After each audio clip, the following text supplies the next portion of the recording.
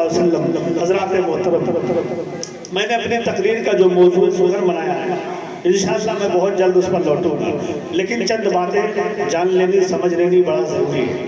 ہم جس محفل پاک میں بیٹھے ہیں، اس محفل پاک کے بہت سے آداب ہے کہ نہیں؟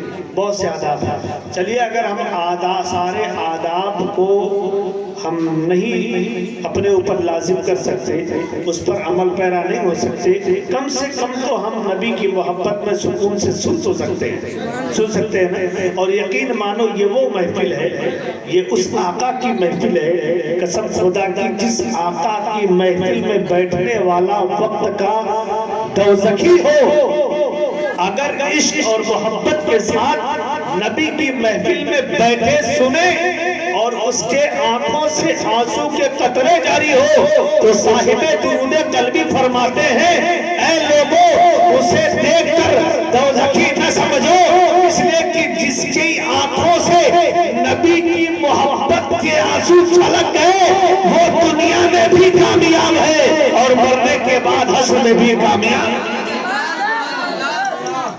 ہوتا نظر آئے گا۔ جتنے لوگ بیٹھے ہو عقیدت سے بیٹھو، محبت سے بیٹھو۔ ہمارا رب جس کی ہم پرستش کرتے ہیں، جس کی ہم پوجا کرتے ہیں، جس کی ہم عبادت کرتے ہیں، جس کی ہم بندگی کرتے ہیں، آؤ اس رب سے پوچھو اے پروردگار عالم ہمارا پہننا تجھے پسند ہے؟ جواب ملے گا نہیں۔ ہمارا کھانا تجھے پسند ہے؟ جواب ملے گا نہیں۔ ہمارا چلنا پھرنا تجھے پسند ہے؟ جواب ملے گا نہیں۔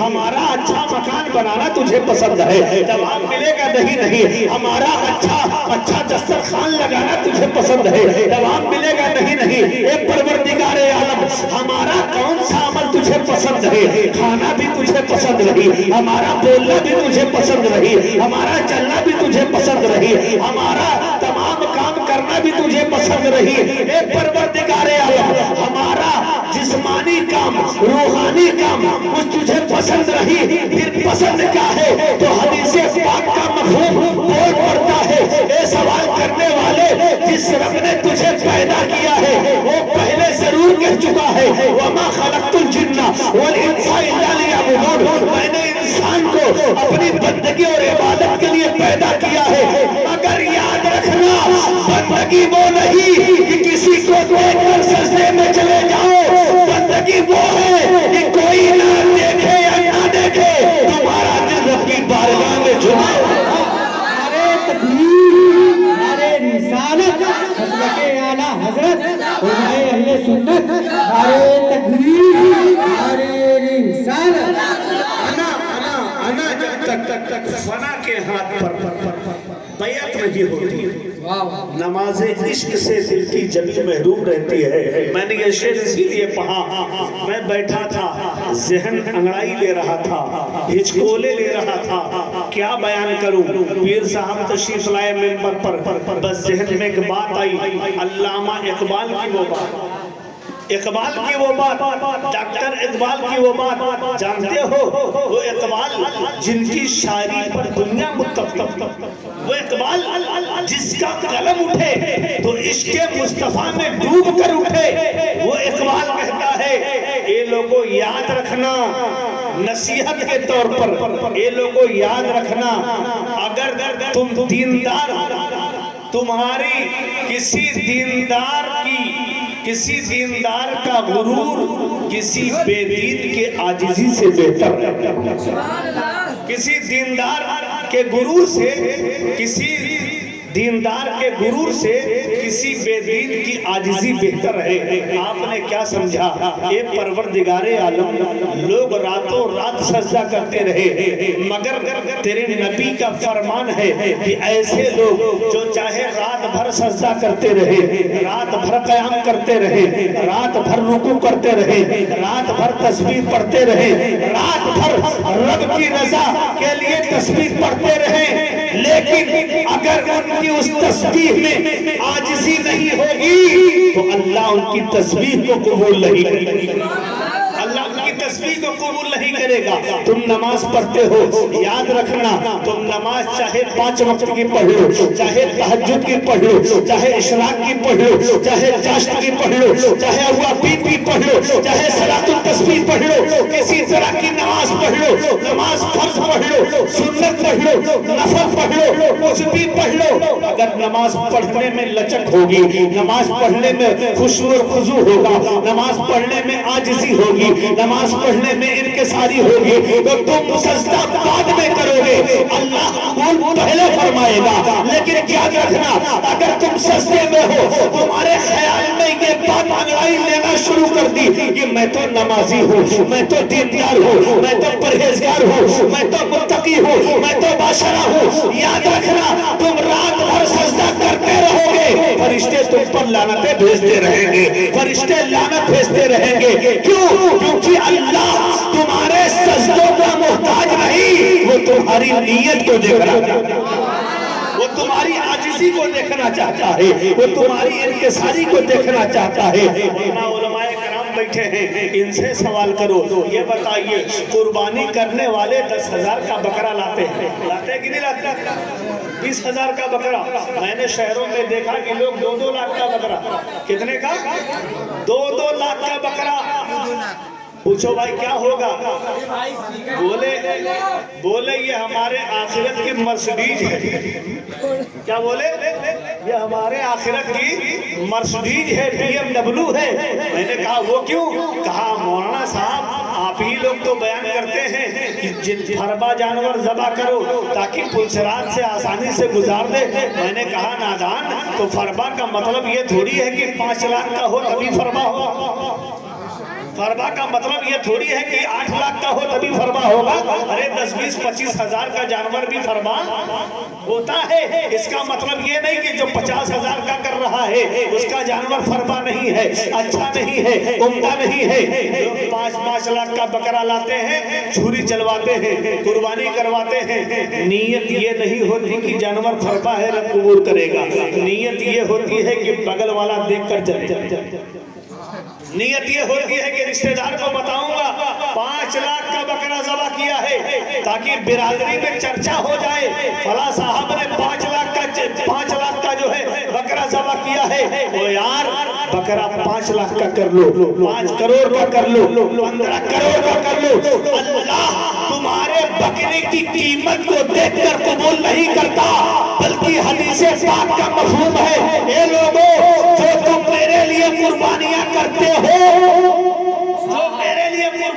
کرتے ہو, نہ اس کا کھال میری بارگاہ میں, نہ اس کا مال میری بارگاہ میں, نہ اس کا گوشت میری بارگاہ میں, نہ اس کا گوشت میری بارگاہ میں, نہ اس کا ران میری بارگاہ میں. میری بارگاہ میں تمہارے فربا جانور کا کھال مال نہیں پہنچتا. جس وقت اس جانور پر تم چھری چلاتے ہو اس وقت تمہاری نیت جو ہوتی ہے وہ میری بارگاہ میں پہنچتی ہے. اگر تمہاری نیت یہ ہوگی اے اللہ میں تیری رضا کے لیے ذبح کر رہا ہوں, تو چھری بعد میں ہٹے گی, قبول پہلے کر لوں گا. اور اگر نیت یہ ہوگی کہ پڑوسی دیکھ کر چل جائے تو تم ایک نہیں پوری منڈی کا بکرا ذبح کر دو, اللہ قبول نہیں, اللہ قبول نہیں فرمائے گا. اس لیے کہانا کہ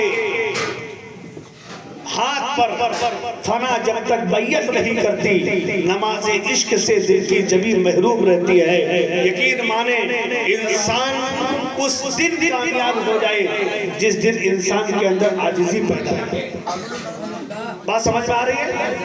انسان اس دن کامیاب ہو جائے جس دن اس کے اندر عاجزی پیدا ہو جائے, انکساری پیدا ہو جائے, لچک پیدا ہو جائے, نرمی پیدا ہو جائے. وہ انسان کے کامیابی کی پہلی سیڑھی, انسان کے کامیابی کی پہلی سیڑھی یہ ہے.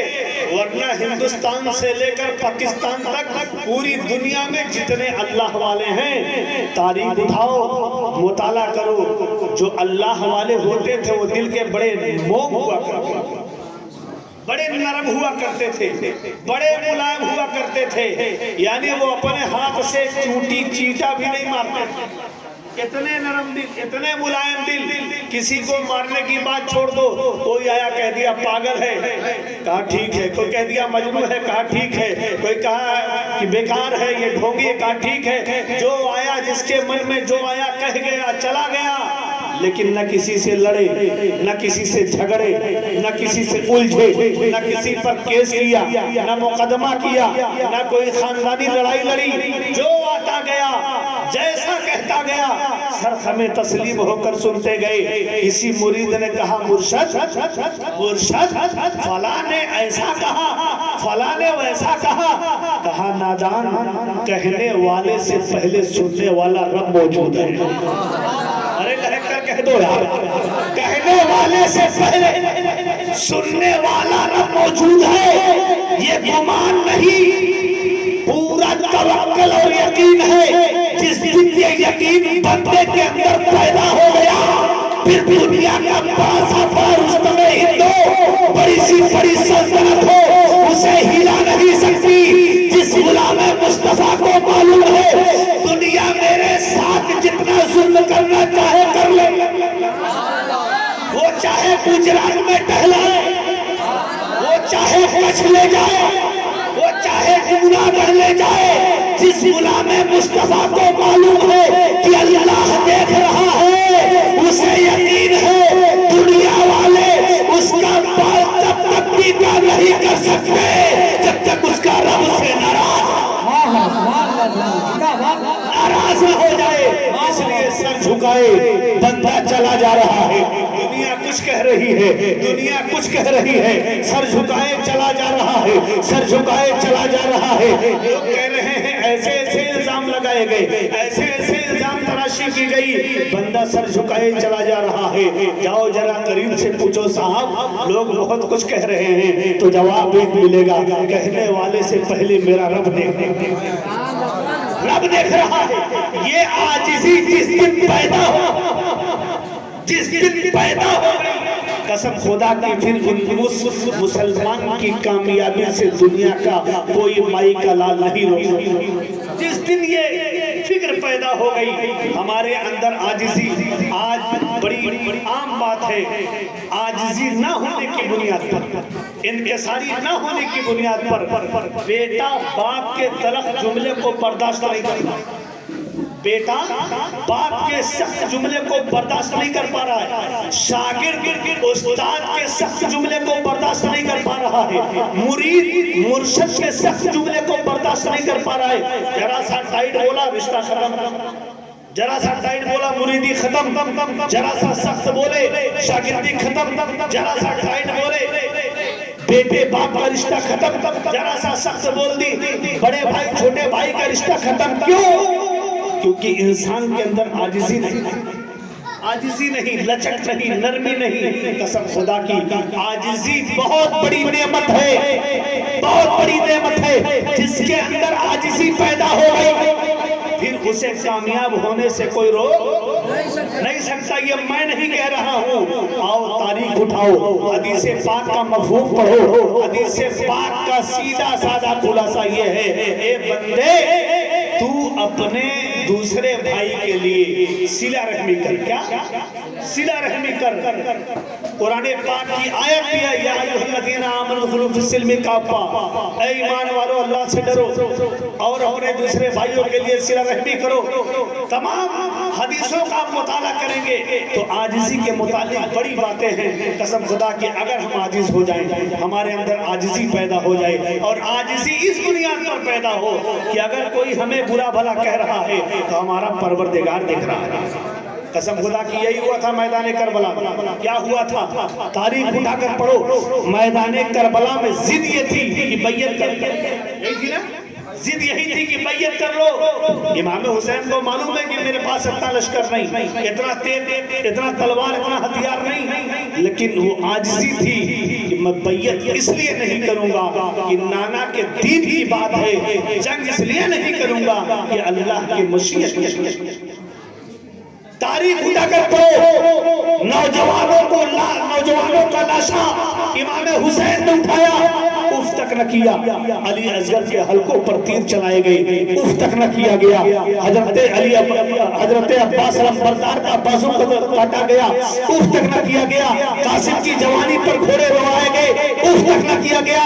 یزیدیت دھاکے مار کر پوچھ رہی تھی, اے حسین اتنے ظلم کے باوجود تو کچھ بولتا کیوں نہیں ہے, تو مدد مقابل آتا کیوں نہیں ہے, تو ہم سے جنگ کا اعلان کرتا کیوں نہیں ہے, تو ہم سے کھل کر لڑتا کیوں نہیں ہے. تو امام حسین کا ایک ہی جواب رہا, اے یزیدیو یہ تم دیکھ رہے ہو کہ تم ظلم کر رہے ہو, ہم مٹ رہے ہیں مگر ہمارا رب دیکھ رہا ہے. تم ظلم کر رہے ہو, ہم آباد ہو رہے ہیں. تم ظلم کر رہے ہو, ہم شاد ہو رہے ہیں. تم یہاں مار رہے ہو, وہاں قدرت ہمیشہ کی زندگی عطا کی. نعرے تکبیر, نعرے رسالت, مسلک اعلیٰ حضرت, فیضان اعلیٰ حضرت, علماء اہل سنت, نعرے تکبیر, نعرے رسالت. پڑھیے درود پاک اللہم صلی علی سیدنا مولانا محمد وعلی آل محمد بارک وسلم. صلاۃ و سلام علیک یا رسول اللہ صلی اللہ علیہ وسلم. حضرات محترم, یا ایھا الذین آمنوا ادخلوا فی السلم کافہ, اے ایمان والو اللہ سے ڈرو اور پورے اسلام میں داخل ہو. پورے اسلام میں داخل ہونے کا کیا مطلب؟ ایک جگہ اللہ نے ایمان والا بھی کہا, تھوڑی دیر توجہ. ایمان والا کون ہے؟ جو کلمہ پڑھ رہا ہے, جو مسلمان ہے, ایمان والا ہے. پورے اسلام میں داخل ہو جاؤ. اللہ کا یہ کہنا ہمارے سمجھنے کے لیے کافی ہے کہ ہمارا نام صدام حسین, غلام حسین, صابر حسین, شاداب حسین ہونے کے باوجود بھی ابھی ہم پورے اسلام میں داخل, زور سے بولیے, داخل. اگر داخل ہو جاتے تو اللہ احکم الحاکمین ہے, جو ہوا اس کی بھی خبر ہے, جو ہوگا اس کی بھی خبر ہے. وہ یہ نہ کہتا ایمان والو, پھر اور کچھ کہتا, کہا ایمان والو پورے اسلام میں داخل ہو جاؤ. اس کا مطلب یہ ہے, اور قرآن کی جو آیت ہے ہم اور آپ بخوبی سمجھ سکتے ہیں, اپنے اوپر گھٹا سکتے ہیں کہ ہم کتنا اسلام میں داخل ہوئے. سمجھ رہے بات؟ کتنا اسلام میں داخل ہوئے. اسلام میں داخل ہونے کا مطلب صرف یہ نہیں ہے کہ ہم نے, ہمارے ابا مسلمان تھے تو ہم بھی مسلمان ہو گئے, دادا مسلمان تھے تو ہم بھی مسلمان ہو گئے, بلکہ اس راہ پر چل کر تمام اذیتوں, مشقتوں, مصیبتوں کو برداشت کر کے, تمام سنت کی پابندیاں کر کے, تمام جو اسلامی طریقے ہیں اس پر عمل کر کے ہم اور آپ پورے اسلام میں داخل ہو سکتے ہیں. اچھا, افسوس اس بات کا ہے کہ ہم پورے داخل ہونے کی بات تو چھوڑ دیجئے, ہم تھوڑا بھی داخل نہیں ہونا چاہتے اسلام میں, تھوڑا بھی داخل نہیں ہونا چاہتے. میں آپ سے سوال کروں, ایمانداری سے بتاؤ, ہائی اسکول میں نام لکھا لینے سے کوئی ہائی اسکول کا رزلٹ پا جائے گا؟ ایمانداری سے بتاؤ, ایگزام تو دینا پڑے گا نا, ایگزام دینا پڑے گا. اور ایگزام کے لیے تیاری ضروری ہے کہ نہیں؟ زور سے بولیے, تیاری ضروری ہے نا ایگزام کے لیے. اچھا, تیاری کیسے؟ تیاری کے لیے کلاس روم جانا پڑے گا, کوچنگ کلاسز جوائن کرنا پڑے گا.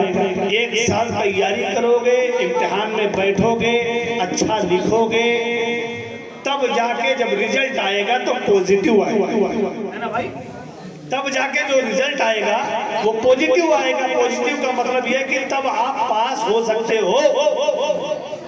نہیں تو ہائی اسکول میں نام لکھا لو, جاؤ ہی مت, پڑھو ہی مت, امتحان ہی مت دو, پاس ہو جاؤ گے.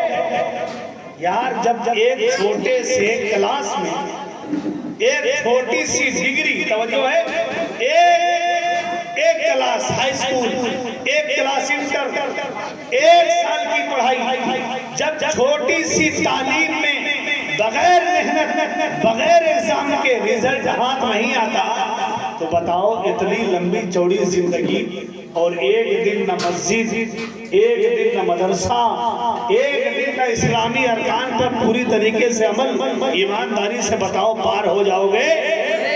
زور سے بولو, پار ہو جاؤ گے؟ پار ہونے کے لیے کچھ تو راستے ہموار کرنے پڑیں گے.